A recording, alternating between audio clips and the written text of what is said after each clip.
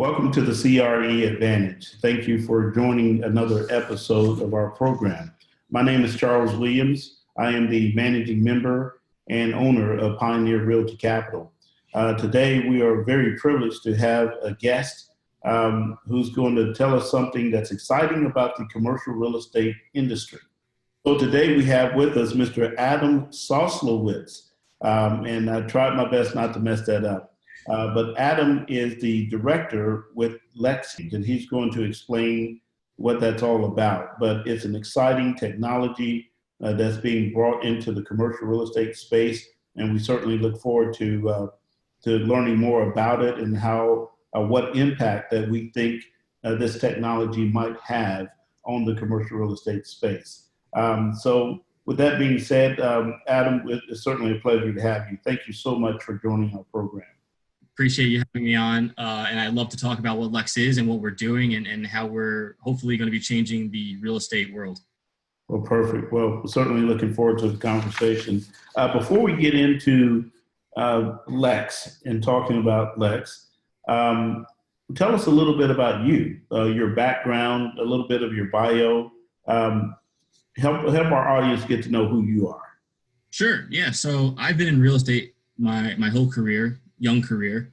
I was always fascinated by the idea of real estate as an asset class, a tangible asset class, something a lot different than your other asset classes that are a little bit more complex with financial statements and stuff like that. So I started my career over at Fitch Ratings, covering CMBS, conduits, CRE, CLOs, all of that. So it was kind of an early stage blend of the securities world and the real estate world. And then I've known the founders of LEX for a while, been friends with them, and I knew about the concept that they were trying to create back as early as 2017. So I was able to hear a lot of the early stage ideas of what they were trying to do, which is open up real estate to everybody in a true purist form, and create a real estate securities marketplace. And I was excited about it. I joined right away.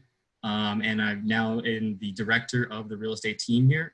We're leading a fantastic group of professionals and hopefully going to be creating what is going to be the standard for commercial real estate securities going forward. Wow. Okay. Very good. Well, I have a lot of questions about this, so bear with me. And now many in our audience some are very sophisticated and understand the capital markets, primary markets, secondary markets. Some are not. So I may ask a question that may seem somewhat simple, but it's for the benefit of our audience. And with regards to, you mentioned real estate securities. What's a real estate security? Yeah, so that's taking real estate as an asset and creating this fixed income product, so to speak, where the income is coming tied to the real estate asset, the leases in place, the contractual leases in place, the money flowing from real estate. And when you think about a real estate security, two things really come into play. REITs and CMBS is pretty much the only securities that you can really think of in the public equity or public debt form. And what we're trying to do is create a commercial real estate security for the public equities market that actually isn't REITs and is in its purest form ownership of the underlying real estate. Okay.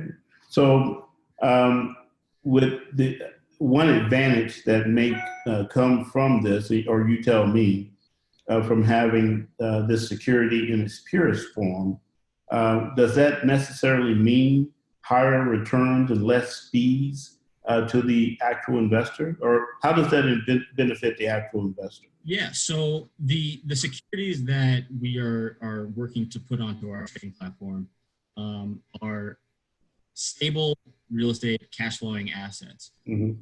So when you're thinking of the real estate in the development sense or redevelopment sense or value add sense, there's that huge pop at the end on the disposition side. And you calculate that using your IRRs and stuff, and you get these annualized returns. And those are, double-digit returns, usually higher because of the disposition side where you're capturing the value. What these securities are fundamentally tied to is actually the cash flow. So just the yield, the annual yields, almost like a dividend you would look at with a stock. So what we're looking at is these stable assets that are providing cash flow yields to the investors as a way for them to invest in real estate as an asset class, to diversify their portfolio, to build out their own portfolio of real estate, and to invest alongside these real estate developers who have done all of the work getting the asset to where it is, where it's giving them the cash flow. Okay, well, good.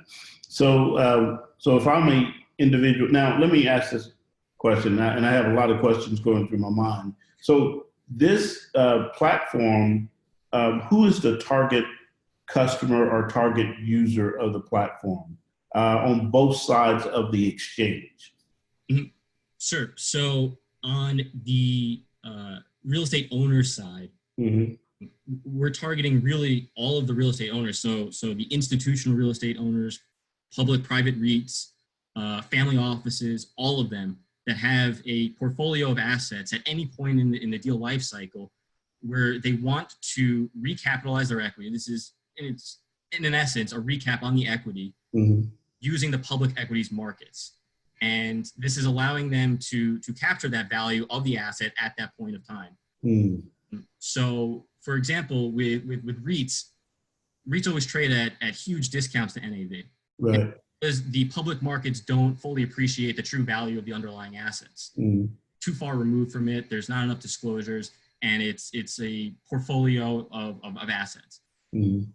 What this is able to do is actually capture that value at that point of time to the public markets for them to realize the value in that asset and stay on as the owner operator of the deal going forward. So they're still going to be capturing, their property management fees and all of that. But now they've already captured the value that they created over the past 3 to 5 years in that value add process. So the target audience is really for anyone that wants to realize the value of the property that they've done the work in, they put the sweat equity in, but stay on the deal because they may like the asset. They don't want to sell it because, their LP partners have a 3 to 7 year window where they need to get the money back. They want to stay on and hold it. So this is a way for them to capture that value and stay on in the deal and still control the asset. Without necessarily having to sell it. Correct. Without having to sell the entire asset. Okay. Side, the investors, this is open to, and this is the interesting part about it, the way that we structure this, open to accredited and non-accredited investors. So spectrum of investors that are able to invest into this security. So this is not a private placement where we're using the Reg D, which is to the accredited investors. It's not any sort of 144As or anything like that. This is an open investment at the initial offering stage, meaning day one, any investor can invest as little as $100 into an individual real estate asset. And what that's allowing is all of those excited, young investors that want to get into real estate, but can't crack into it because they don't have large enough check sizes, they don't have the connections, and they don't really know how to get their foot in the door into this. Okay, so now let's talk about valuation of the asset or the security. And I'm going to ask this question from this standpoint. So basically, you're valuing the asset based on cash flows from that property. Is that correct? Correct. Yeah. Okay. Okay. And so now, is this value a fixed value from the time that you put the project on the platform, or is it a value that fluctuates based on annual reporting? So, for instance, you get quarterly reports on the stock, and that value of that stock is going to, it's going to go up and down for a number of reasons, supply and demand.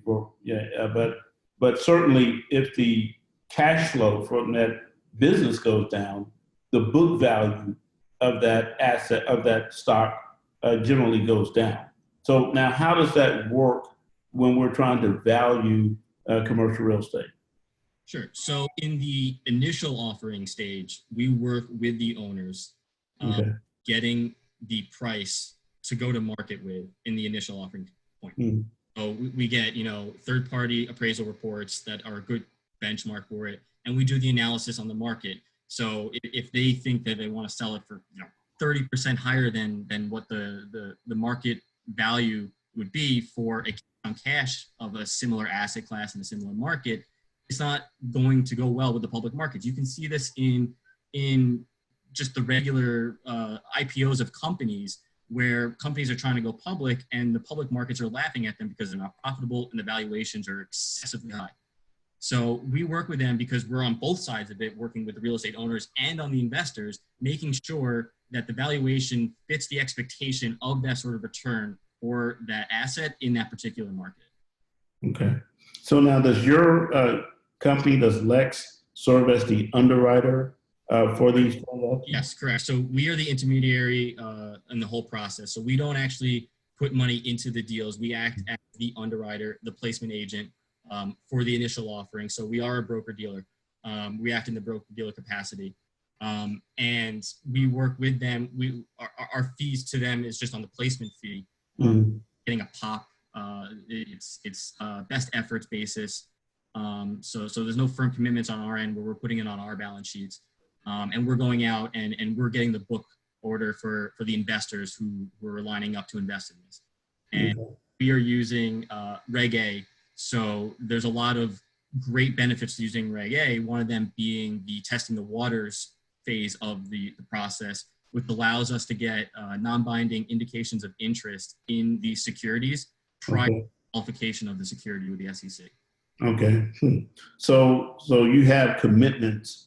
Oftentimes, when you're bringing an asset to market, you have those commitments, non-binding. Right. Non-binding commitments, so to speak, saying that an interested party at that price point with that yield willing to invest if the offering went out at that price. Okay. Now, what would you say the general profile of investors who are looking to invest in these securities? If you were to create a profile, what would that look like? Yeah, we're really targeting the retail investor. Okay. Person who has maybe a couple $100 to a couple $1,000 that they want to real estate, and they want to get involved in real estate, and the only thing that they're seeing is REITs, and it's this nasty thing that they don't want to get in. They don't really understand it. They don't really know what real estate is underneath it, but they know they want to get into real estate. I always remember having conversations with friends saying, let's pool money together, invest into a two-family thing and just go from there, right? That's where you want to get started. But people don't know how to get it started, but they are interested. And you see that now with the retail investors on apps like Robinhood and Public and all of that, where they're interested in investing. They want to invest in things. They just have the ability to. And what we want to do is give them that ability to invest in real estate, to do the due diligence that any real estate investor is doing. So we're providing them with an extraordinary amount of disclosures on real estate assets, something that you would never see in private placement, something you would never see in any sort of regular private equity deal, to get to the bottom line of what they're actually investing in. So I guess my question is, oftentimes the retail investor would probably be the most unsophisticated investor. And that's true with most securities, certainly securities that are tied to commercial real estate. We use terms like NOI and debt coverage ratio and return on yield. And I would imagine as one would go through your disclosure, those are some of the terms that are used. Is there any effort in your organization to provide a source of general education so that retail investor understands what they're looking at when they see that prospectus or that offering? Absolutely, yes. So we are working hard to get not only just fact sheets. Our engineers are doing a lot of work putting on those little like eye icons on our website to help explain certain terms in layman's expression, so that way the retail investor, who we understand is not going to be sophisticated in understanding a lot of these terminologies, to give them a little bit of help in understanding what they're doing. And also on each of these different security offerings that are on the platform, there's a lot of different tabs that go over a lot of different information, and they get to choose what they want to see. So the summary tab is just a nice rolled up version.